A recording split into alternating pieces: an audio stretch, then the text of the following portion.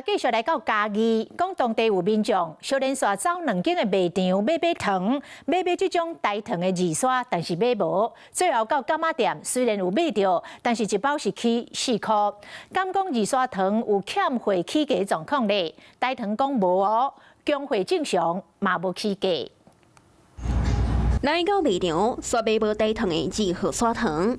嘉義有民眾小連續走2間賣場，弄老實，佇社群頂懸鋪文章，講買手是走到一般柑仔店才買有，驗個一包起4塊錢，講即擺新台票實在是愈來愈薄。佮來到同品牌另外一間分店看，同款也買無。23買不到怎麼辦？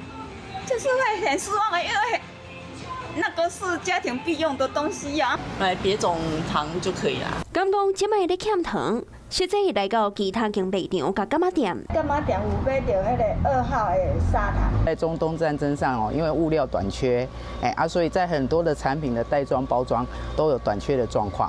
有糖沒有包材可以裝。原來唔是欠糖，是受到戰爭的影響，有糖所無包裝的塑膠袋啊。不過大糖表示已經盡量採購，會穩定供應。推銷民眾會買無2號刷糖，也閣有這個原因。即擺賣啊大出，真濟人會提起吉酒做鹹酸甜，糖用了傷香。比較香甜啊，我之前有用過進口的，它的味道就沒那麼好。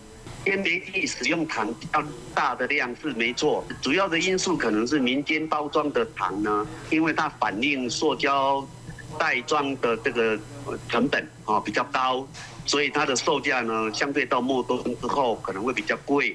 大糖強調，目前供應穩定，也無起價狀況，請民眾免想過驚講。Hello， 我是蔣新梅，想要搶先掌握最及時的新聞資訊嗎？趕快訂閱、按讚、開啟小鈴鐺，鎖定華視新聞 YouTube 頻道。